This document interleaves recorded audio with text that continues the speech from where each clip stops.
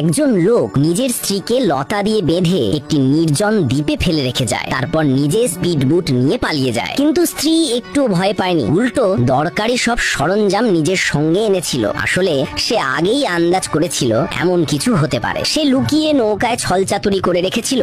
যেই নৌকো একটু দূরে যায় তখনই দড়ি আরো টান টান হয়ে যায়। অবশেষে নৌকোটি ভেঙে টুকরো টুকরো হয়ে যায়। তবুও লোকটি এঁচে যায়। কিন্তু মজার ব্যাপার হলো তার স্ত্রী আগে একজন পেশাদার তীরন্দাজ ছিল। সে দ্বীপের গাছ লতা দিয়ে দ্রুত একটি ধনুকবাণ তৈরি করে। লোকটি সাঁতার কেটে কোন রকমে তীরে ওঠে এবং স্ত্রীকে খুঁজতে খুঁজতে একটি অন্ধকার গুহায় ঢুকে পড়ে। হঠাৎ পিছন থেকে অদ্ভুত শব্দ শুনে ঘুরে দেখে সেখানে একদল আদিবাসী থাকে। দেয়ালে ঝুলে থাকা অচেনা জিনিস দেখে সে আটকে ওঠে। এরা হয়তো মানুষ কেকো। ভয়ে দৌড়ে পালায়। তখনই তার স্ত্রীর সামনে পড়ে, কিন্তু ক্ষমা চাওয়ার আগেই স্ত্রী একটি তীর ছুঁড়ে দেয়। তীর গিয়ে গেঁথে যায় তার পাশের গাছে। দ্বিতীয় তীর সরাসরি তার দিকে ছুকে আসে। লোকটি তাড়াতাড়ি একটি গাছের আড়ালে লুকিয়ে পড়ে। স্ত্রী আবার আক্রমণ করলে সে একটি ভাঙা কাঠ তুলে আঘাত প্রতিহত করে। অল্পের জন্য বেঁচে যায়। স্ত্রী যখন আবার কাছে আসে ততক্ষণে লোকটি জঙ্গলে পালিয়ে যায়। পরের দিন লোকটি সুযোগ পেয়ে স্ত্রীর মাথায় আঘাত করে, কিন্তু কাছে গিয়ে দেখতেই তার পায়ের নিচের মাটি সরে যায়। সে জালে আটকে আকাশে ঝুলে যায়। ব্যথায় চিৎকার শুনে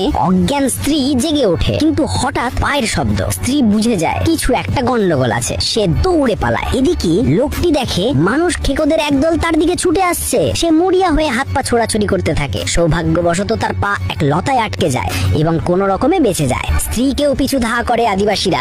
সে দৌড়াতে দৌড়াতে তাদের আড্ডাখানায় ঢুকে পড়ে। মনে হচ্ছিল এবার আর রক্ষে নেই। ঠিক তখনই গুহার ভেতর থেকে এক বড় হাত বেরিয়ে এসে তাকে ভেতরে টেনে নেয়। চোখ মেলতেই দেখে সে আর কেউ নয়, তার স্বামী। এই মুহূর্তে দুজনেই বুঝতে পারে বিপদে একে অপরের সঙ্গই আসল ভরসা। তারা পুরনো ঝগড়া ভুলে একসঙ্গে পালানোর সিদ্ধান্ত নেয়। কিন্তু বেশি দূর যেতেই আদিবাসীরা তাদের অজ্ঞান করার তীর মেরে ফেলে। লোকটির জন্য জলদেবতাকে সন্তুষ্ট করতে বলিদান দেওয়া হবে। তাকে একটি কাঠের নৌকায় বসিয়ে ঝর্ণার দিকে পাঠানো হয়, কিন্তু সে কোন রকমে একটি পাথর আঁকড়ে ধরে বেঁচে যায়। তারপর বুদ্ধি খাটিয়ে নিজেকে আদিবাসীর মতো সাজায়। তাদের ভিড়ে ঢুকে পড়ে। ঠিক সময়ে হঠাৎ আক্রমণ করে, সর্দারকে ধাক্কা দেয় এবং আগুন সরিয়ে স্ত্রীকে রক্ষা করে। দুজন একসঙ্গে নদীর খাতে ঝাঁপিয়ে পড়ে। অবশেষে সাঁতরে সমুদ্রের কিনারে উঠে আসে। সত্যি ঈশ্বর কখনো নিরপরাধের রাস্তা বন্ধ করেন না। তাদের জন্য সেখানেই পড়েছিল আরেকটি কাঠের নৌকা।